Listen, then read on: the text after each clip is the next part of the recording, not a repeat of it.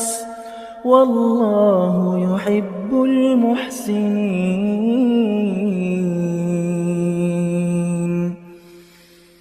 والذين إذا فعلوا فاحشة أو ظلموا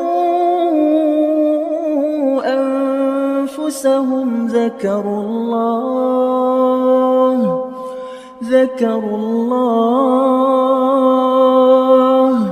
فاستغفروا لذنوبهم ومن يغفر الذنوب إلا الله